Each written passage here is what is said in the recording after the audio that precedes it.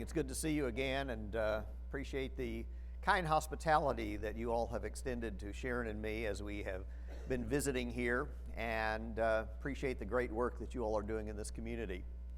This morning's Bible class session is going to be dealing with inscriptions of various kinds.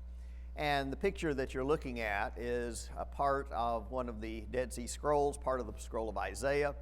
And this, of course, would be a classic example of a manuscript as we consider various written sources that are available.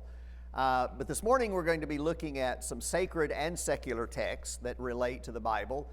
And I want us to, okay, we don't need that, there. I want us to consider these different categories. Now this is a presentation that can sort of stop at any point, so because of time constraints. But there are basically 6 kinds of inscriptions that I want us briefly to consider. One is a monumental inscription. Now, a monumental inscription is an inscription that is designed to be seen by large numbers of people. Now, it didn't necessarily matter whether people in the ancient world were able to read or not, but there would be a certain number that would be able to read, and these are the kinds of inscriptions that you'll see on courthouses, on monuments, and so forth, and hence the term monumental. These are usually lauding the wonderful accomplishments of the king or the queen or the country or whatever. The second category are seals. This has nothing to do with those critters in the water. Seals would be those impressions that are left in clay, usually indicative, sort of a signature element of an individual, but they often will give some rather interesting information, and they're often personalized so that a person's name would be preserved within the context of the seal. And it's amazing how many of these have been discovered that give us insights and names of people that are described in the Bible. Then there's graffiti.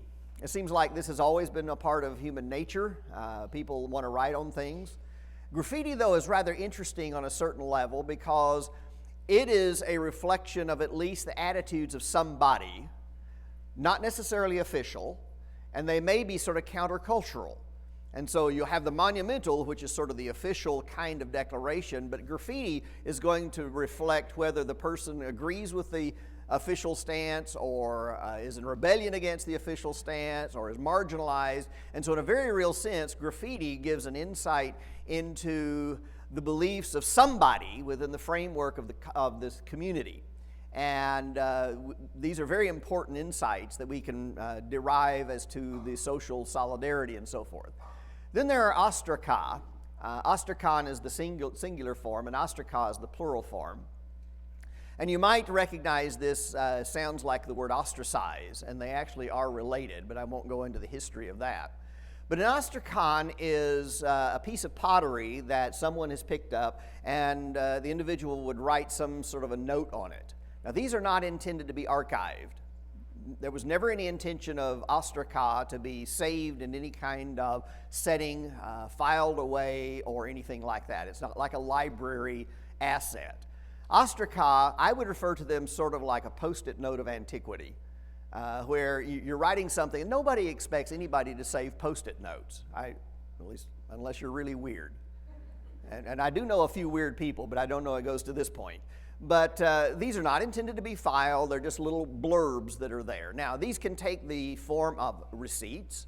You know, I received from Ahmed 4 bushels of grain, and you write this out, give it to Ahmed, and you know, if there's ever sort of an auditing kind of thing, he said, well, here's my receipt. So most of us don't say receipts except for tax purposes. On the other hand, there are occasions when ostraca will become convenient sources where they will have very brief letters, and we have some military courier messages that would be sent from one location to another. And so there are all kinds of interesting insights that these raise and that these preserve. We're not going to by any means look at all of them. Whoops, don't advance.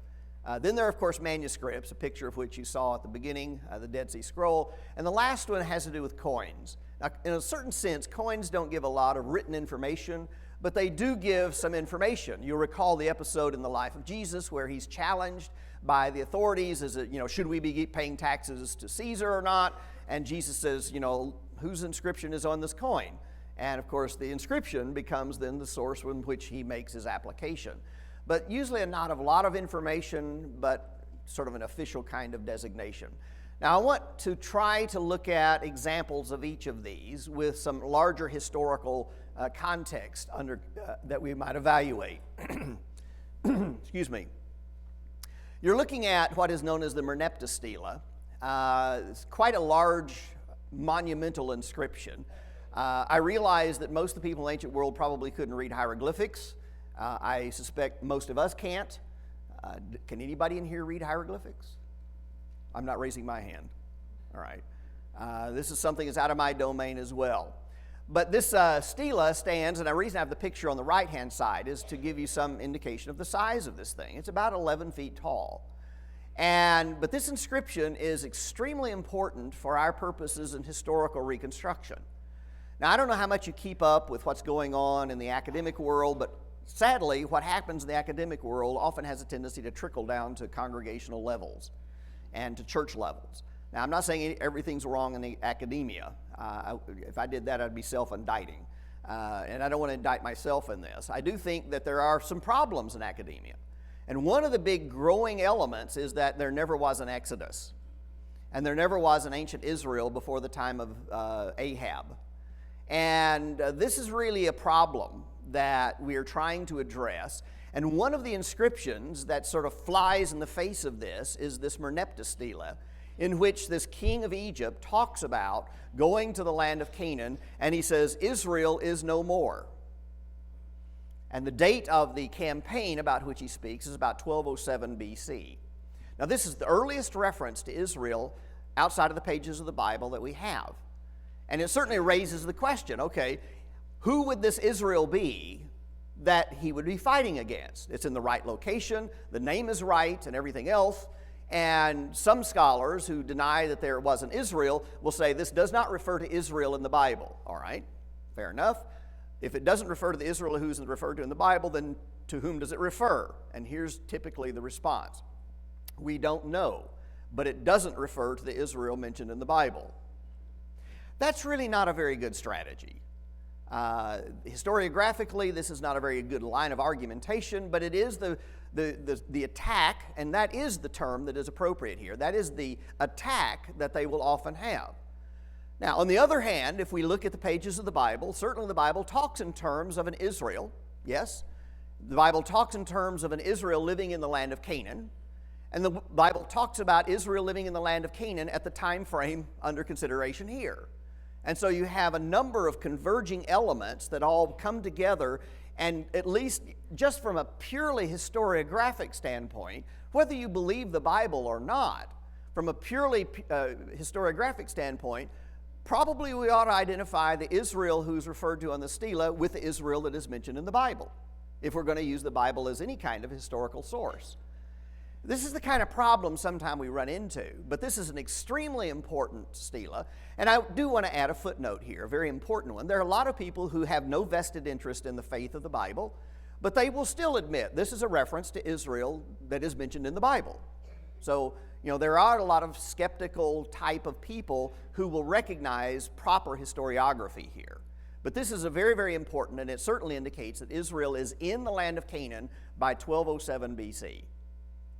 Now, it doesn't give us any indication as to when they got there, but they are there at least by that point.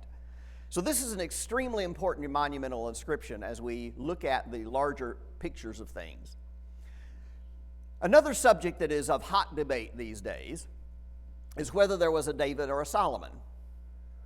And there's an increasing element in the academic world who will argue there was no David, there was no Solomon, but then they'll back off maybe and say, well, if there was a David and Solomon, we don't know any more about them than we do about King Arthur. And they sort of put David and Solomon on this sort of mythological kind of level. Well, in 1992, a discovery was made that sort of flew in the face of all of this and created some hubbub, and it was at the site of Dan. Now, Dan is the site that is referred to in the pages of the Bible when Solomon dies, and the kingdom is going to be split between the two, not by God's specific design, but it is going to be split, and Jeroboam the son of Nevat is going to become king on the northern kingdom. He does not trust the Lord. Now, the Lord has promised him that if you will serve me and follow me, I will make your dynasty as durable as that of David's, which is really a huge promise to make. But Jeroboam doesn't trust the Lord to follow through with this.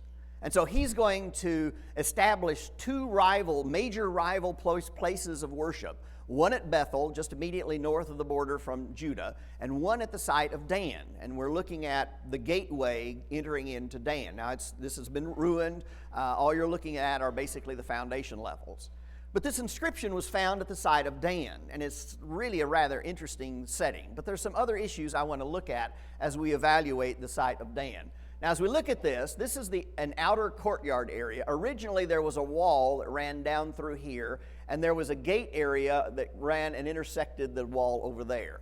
Those two walls, of course, are totally missing. And it's within the setting of one of those walls that this inscription was discovered that I'm going to talk about here in a moment. But the people would enter into the courtyard area here, and they would come up and they would enter into another gate on the right-hand side of the screen, into a second courtyard area. So I want to look at a little bit of this because it helps perhaps to clarify some of the issues that are going on otherwise in the pages of the Bible.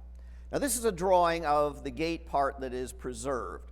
So you have, that's the outer court that I was talking about, and there's the doorway going into an inner court. Now, this really doesn't look very large, but it's about the size of the fellowship hall up here. Maybe a little bit larger than that, to give you some perspective. So it's not huge by any means, but nonetheless, it's certainly large enough that people can go through there fairly easily. And so that's a courtyard area, and then they would walk through the roadway into the interior of the town.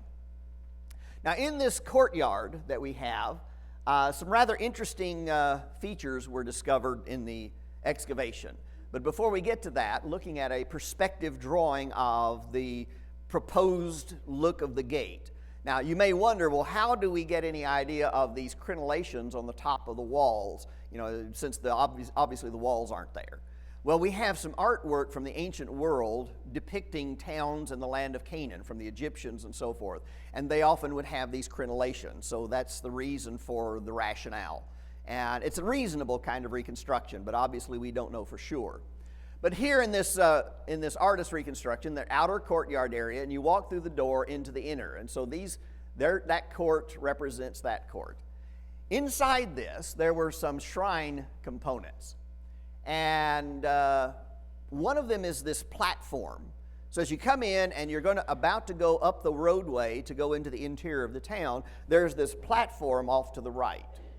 Now, when this was first discovered, the argument was this is probably where the king would come and sit on certain official days, and the people would gather around and maybe find justice for some complaint they might have, and certainly that's a possibility. But later, at an excavation at Bethsaida, biblical New Testament Bethsaida, which also has an Old Testament version of the town, they found an almost identical kind of platform that had a stela standing on it that had an image of a god. And so we now think the probability is that there originally was an image of a god standing on that platform. Perhaps on certain occasions, the king might sit there as well. But these would be referred to as high places in the gate. And in 2 Kings chapter 23, there's a reference to Josiah getting rid of high places in the gates. And it would be things similar to this that he would have responded to. But there's yet another component that is in that gateway. And while you can't see these very well because of the two-dimensionality of the slide, there is a significance to this, and hopefully you can see this. If you look at these stones, there's 1, 2, 3, 4, and 5 that are standing there, but they look like they're part of the wall behind it. They're separated from the wall behind it by almost a foot. Okay, sadly, my camera doesn't quite catch that. I need to try to do something different with video moving around a little bit and so forth. But in front of this, you see this sort of low step that is there. And that is where people would come and they would leave an offering in front of these 5 standing stones. Now, if you remember again, the book of Deuteronomy, the book of Joshua, and a few other places, there are these prescriptions that God gives where he says, when you get into the land of Canaan, break down the standing stones, because the standing stones represent various deities. Don't necessarily know who the deities are, but they represent various deities, and these people would come along and they would leave in front of these series of stones little offerings, little votive offerings of various kinds, whether it's statuary. Usually it's in the form of vessels that probably had some sort of a food offering of some kind in it. But again, this is part of what Josiah is attempting to eradicate in his reforms narrated in 2 Kings chapter 23. Now, a lot of these kinds of worship shrines have been found scattered around the gate area of Dan. And I find it very interesting that Dan is an object of this, because Dan becomes sort of one of those focal points of tirade. Dan and Bethel, and particularly Bethel, which is, of course, in the more concentrated population area. But in the excavations of the area, they discovered an inscription. Now, this is 3 pieces. There's the large one piece, and then there's a broken piece and a smaller piece that attaches to it. And we think this is how these relate to one another. This is made out of basalt. It stands about this tall. It's not really huge. This is a monumental inscription, although most people in the ancient world would not have been able to read it. Now, what it talks about is a king of Syria who has come and captured the city of Dan. And in the capture of the city of Dan, all the Israelites are at least suppressed, perhaps forced into labor of some kind. But nonetheless, Syria now owns the city. And there is this broadcast, "Look what I have done, the mighty king of Syria." I'm paraphrasing grossly here. And I've brought these kings into subjection and these people into subjection. And there is a reference in 2 Kings chapter 8 to a conflict that exists between Syria and the 2 kings, Ahaziah and Joram. Now, when we look at this, we begin to think, okay, maybe these are connected. All right, now, I'm going to show you a little bit of the Hebrew inscription, and we're looking at, this is sort of a wraparound. If you think in terms of your computer, you get to the end of the line and it automatically goes down. So we have a wraparound kind of thing. And Hebrew reads, I'm going to make sure I'm pushing the right button here. Hebrew reads from right to left, and so here's one line, and then it continues around down here. I realize you're probably looking at this, it looks like a chicken walked over it, fine. I'm okay with that. But that inscription basically, well, we're missing something because of the alignment. Don't change it. Okay. But the last part of the name up here is Ram. The first letter is missing. But Ram, in this case, would be the end of that name. And so those are the 2 letters, Ram. And then it talks specifically about the king of Israel. Now, we also have a similar wraparound situation that comes into the picture on the next line. And it will talk, this is Ahaziah, king of the house of David. Ahaziah, king of the house of David. This is the earliest reference to David that we have outside of the pages of the Bible. And these folks that began arguing, usually in the mid-'80s, that there was no David, there was no Solomon, don't like this inscription at all. And it came on the heels of their argument for their no David and no Solomon. Well, again, by the way, the same folks who argue about the Merneptah stela. Okay, so you can imagine the line of argument. Okay, if it does not refer to David, then to whom does it refer? Well, they come up with all kinds of postulates. What's the probability of that in the land of Israel? Well, pretty slim. So why doesn't it refer to David? Well, it just doesn't because David didn't live then. And again, this is lousy historiography, just terrible. Now, the chronology of this is really important because the chronology sets this scene in about 830 BC. It's about a century after Solomon has died. Now, I realize in this audience today, we have a huge age range represented. I don't know from the lowest, and I'm not even going to venture into the oldest, but there probably will be some people here, at least in their 80s and perhaps in their 90s at worship. And I really highly recommend sometime that younger people talk to some of those people in their 80s and their 90s and ask questions such as, do you remember seeing your first car or something like that? Because the probability is pretty good that they might have been raised in a context where cars were very rare. Now, when I was younger, and it wasn't a whole lot younger, I would often go visit folks in the church and ask them that. And it was really fascinating. And the point that I want you to recognize is you can bridge easily over 100 years from the memory of those folks. And that's exactly the kind of situation you have here. The people living at this time could have known some individuals who were alive back at the time when Solomon lived. Now, they would not have been alive, but could have known someone who was alive back when Solomon was king. And maybe even some circumstances pressing back to David. So the whole scenario is by no means any kind of concept of preposterous. This is an extremely important inscription. Now, what's interesting about how it was discovered, obviously it's broken. The pieces were separate from one another. And the Israelites, according to the Bible, take the city back over. And guess what the Israelites are going to do? They're not going to leave some stela commemorating the king of Assyria. They instead take it, they break it to pieces, they use it as building material and plaster it over, and it becomes filler in the wall. And that's the setting within which the archaeologists found it. And again, it all dovetails perfectly well with what's going on in the pages of the Bible. So we go on to another inscription. This is known as the Cyrus stela, Cyrus inscription. And this is an inscription that King Cyrus of Persia issued, in which he gave permission to all of the captive people that the Babylonians had taken to return home. And he even repatriates the religious artifacts that the Babylonians had taken with them. Now, this inscription is not very large. It's only about 11.5 inches long. And while on a certain level we would not think in terms of this as monumental, it is certainly monumental in the sense of the gravity of what is decreed. I have here, this is not, I don't normally talk about this in this inscription. I have here this clay cone that has cuneiform on it. This, by the way, is real. All right, it's not a reproduction. And this dates from 1952 BC. So this is over 4,000 years old. And it's a monumental inscription, but it was hidden inside of a wall. And there are a bunch of these that are hidden inside the wall. And it was one of those situations where years down the line, when the temple is destroyed or falls apart or something, somebody will find these and talk about, wow, what a great guy Ishma-Dagon was. And what the inscription says is, everybody who's worked on this temple is liberated from paying taxes all the while you're building the temple. I don't know whether the people look forward to working on the temple then, so they didn't have to pay taxes. But it's certainly prudent for the king to issue this decree. But future generations are supposed to look at this and say, my, what a generous fellow, to forgive them their taxes while they're having to build the temple.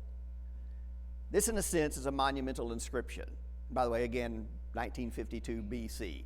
I'll have this in the back later for you to look at. All right.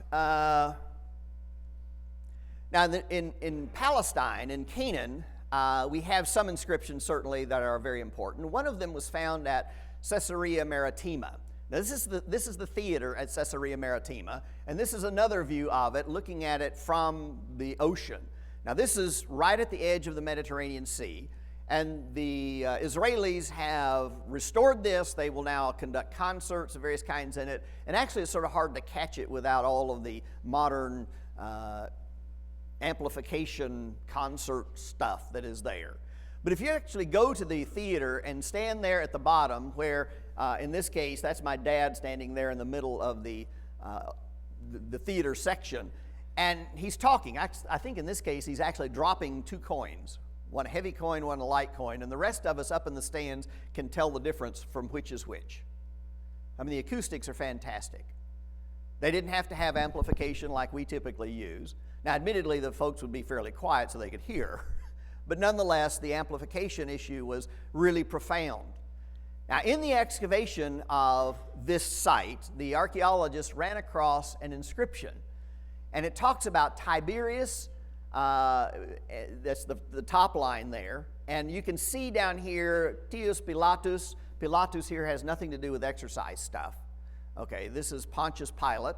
And what it is a dedication inscription by Pontius Pilate in the construction of the theater and paying homage to his patron, Tiberius Caesar, for Tiberius's kindness and so forth. I mean, you got to butter up the king somehow. And so this is one of the ways that he did so. Now, the inscription itself was found in what we call secondary use. It was not in its original setting. And if you look at the inscription, you'll notice that this right side, the left side, is badly abraded, and then the inscription itself is very clear. Well, what had happened is they took the slab and they put it in part of a step, and the nice clear section was hidden, and the other part was open, and people walked all over it. And over a period of time, it was, eroded, and the inscription was gone, and so you have this very distinct line that characterizes the inscription.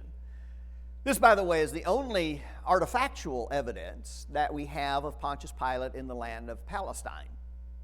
Now, when I say artifactual, authors of the ancient world do talk about Pontius Pilate some, but this is the only artifactual evidence that we have of him within the area of Palestine as the prefect.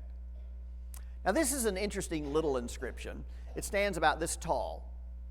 I hesitate to even call this monumental because it's not monumental and it's not even designed to be monumental. We refer to this as the Gezer calendar. And the Gezer calendar is a sort of a rhyme ditty, I guess would be a better term. It's not a rhyme, but they've tried to translate it so it reflects this. Now, you and I are familiar, when we talk about the months of the year, we'll talk about January, February, March, April. March is not supposed to snow on the first day of spring, and so forth and so on. And this is the time when all the flowers are budding out and everything else. And we might instead refer to March as, March showers bring, which way does that go? Yeah, okay. And we'll talk in terms of the weather activities. Well, that's exactly what this does, and it's a little sort of a nursery rhyme to teach children the cycles of the year. And the translation of this goes, his 2 months are olive harvest, his 2 months are planting grain, his 2 months are late planting, his month is hoeing up of flax, his month is harvest of barley, his month is harvest and feasting, his 2 months are vine tending, and his month is summer fruit. Now, the his month refers to what? I mean, they're the cycles. But if you actually add all these up, they're 12 months.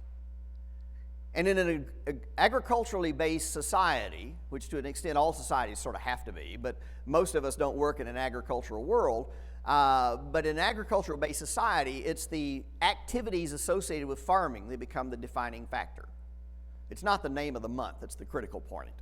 It's what's going on. And they're teaching their children what their work responsibilities were in regards to the cycle. Now, if you think in terms of the book of Ruth, this comes into play. The Bible tells us not the name of the month that she comes back, but that she comes back at the time of barley harvest.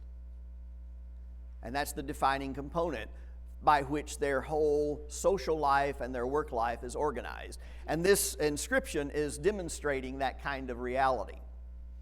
I mentioned scarabs. Scarabs tend to be fairly small, although in the museum yesterday they had some monumental ones that are fairly large. This one is not very large. I just want to show you this as sort of an example of how these would often be used. You can see the structure of the ring that is around this, and here's the bottom part platform of the scarab, and that would be designed to be swiveled. And so you take your ring off, you'd swivel it around to the flat part, and you'd smash this into the clay as your signature. And then when you're done with that, you would then flip it back around and you would put it back on your finger and wear it as a ring. Now, obviously, there are other kind of scarabs that existed in the ancient world, but this is a scarab ring on its mounting. However, this one is a little bit different. This is about 1.5 inches tall. Clearly not intended to be worn around a ring, or around a finger and so forth.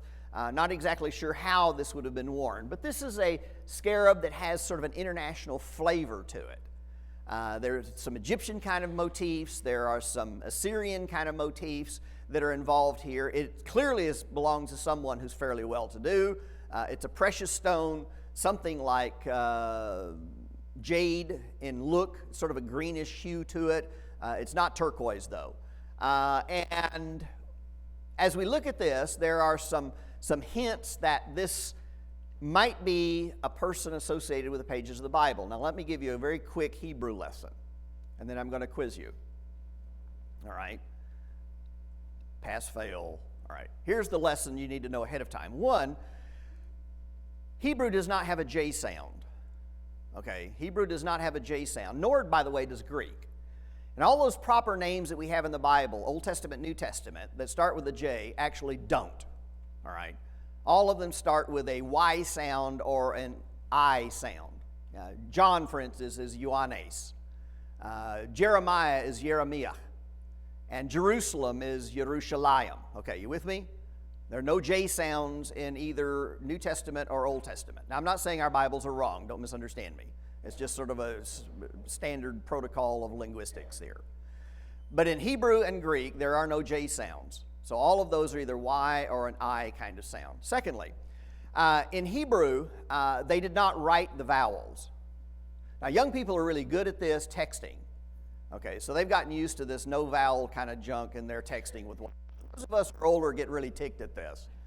It creates occasional problems because you can recombine letters with different kind of vowels and come up with radically different kinds of proposals. I will not give you examples with my last name, but you can sort of figure some of them out.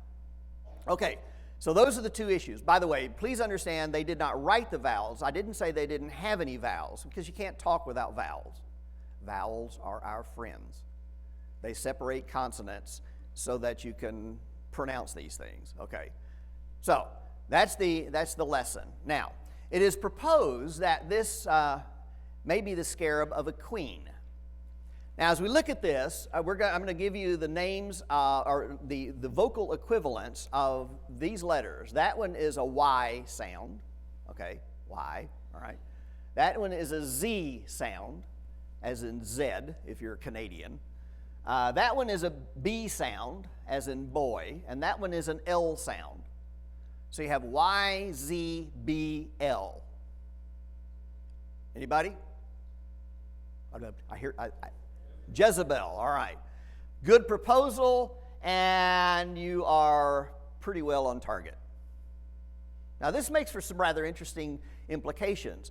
Jezebel is not an Israelite, although the Phoenicians would use an Israelite kind of alphabet as well. It's sort of a shared alphabet, sort of like what we have with English and Spanish and French and all use the same alphabet. Okay, so as we look at this, this is a very international kind of scarab. It has Egyptian and Assyrian motifs and Phoenician motifs.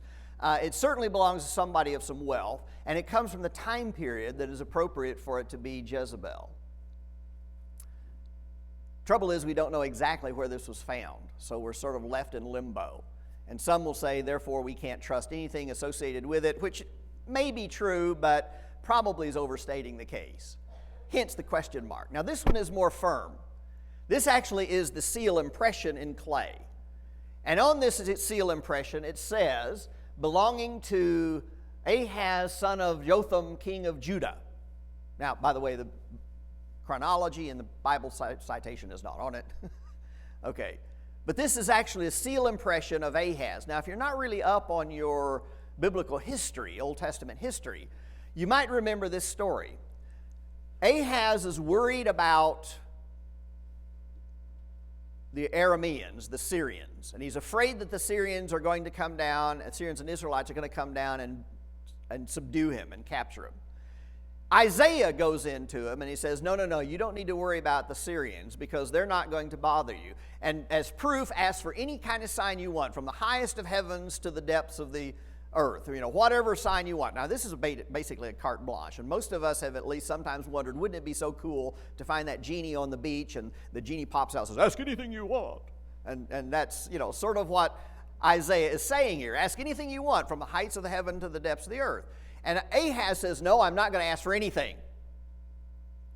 And this is the Ahaz to whom Isaiah says, okay, so the Lord himself will give you a sign. A virgin shall conceive and bear a son and call his name Emmanuel.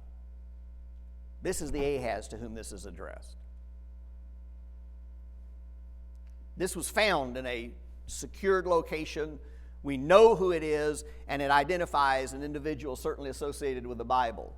Now, several years ago, I was on sabbatical and visiting in Jerusalem with the Eilat Mizar, who does a lot of excavating in the city of Jerusalem.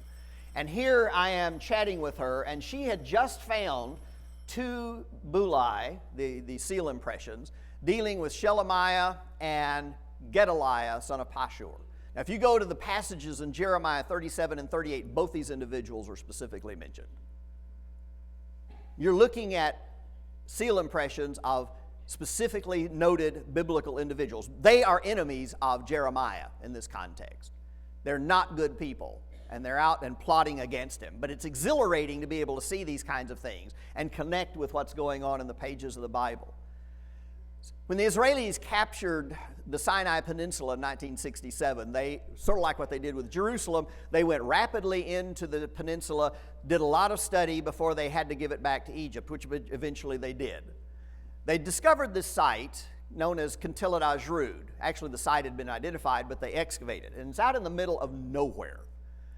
However, there are some really fascinating inscriptions that were discovered in the process of excavating, and one of them zeroes in on this piece of pottery, this ostracon. And I don't want to go into a discussion of all of the details, but here's a drawing of that ostracon. But I want us to notice the writing at the top of it. And the writing at the top says, "May you be blessed by Yahweh of Samaria and his Asherah." This blew the lid off of all kinds of discussion. Yahweh and his Asherah, these are incompatible personalities. And they definitely are incompatible personalities. But we have to realize this is exactly what the children of Israel were doing. Is they were in their thinking combining Yahweh with this God, that God, and another God, and another God, and it all flies in the face of, "You shall have no other gods before me." And so what we have here is actually a reflection of the reality of how the popular people tended to approach things rather than following the official dictums that God had provided through his prophets. Now this is an ostracon, and I have a reproduction of this one that I made a few years ago. It's not very large. And this ostracon is quite fascinating in that it is a letter that a person writes asking for the local governor to intervene on his behalf to get his cloak back. He's worked in the field, and at the end of the day, the manager, owner of the field has not returned his cloak to him, and he's writing to the governor and say, "Would you help me get my cloak back?" Now, on a certain level, this may sound like, what's the big deal here? What's significant? Well, if you look in Deuteronomy and Exodus, God has prescriptions in which he talks about, you do not do that. If a person comes and works for you, and particularly a poor person, and gives you his cloak, at the end of the day you give it back to him because that may be the only thing the person has to keep him warm. And while the letter does not specifically cite these verses, it is written in such a way that it leaves the impression, everybody knows that this was a breach of protocol. Will you help me get my cloak back? Now this dates from the time of Josiah, and quite a fascinating inscription as a reflection of the reality. And this dovetails with some of what Amos will talk about. Now, the Dead Sea Scrolls certainly are extremely important documents. I talked about this the other day. I will not dwell on it, but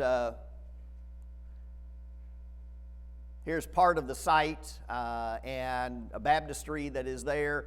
This is one of the scroll jars and the manuscript from a commentary on Habakkuk, and we looked at the different styles of writing that are in this that reflect the name of God and how they would write the name of God differently. I do want to emphasize they didn't always do this, but a number of the manuscripts they did. All right, and this is the last couple of pictures. This is a coin. This is Herod Agrippa, the Herod Agrippa that killed James, and the Herod Agrippa that was eaten of worms in Acts chapter 12. And the Israelis, in an interesting move here, did sort of a CSI kind of thing, and they did a 3D bust of Herod Agrippa.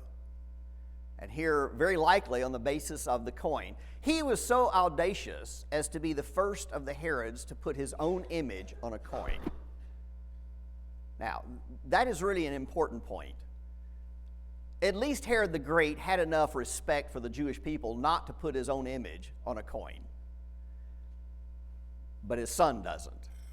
And so he takes advantage of this situation and reflects his own image on a coin. And of course, this just flew in the face of, which further sort of explains the audacity and the arrogance of that whole chapter in 12 and why the Lord might have him eaten of worms, for how braggadocio he was.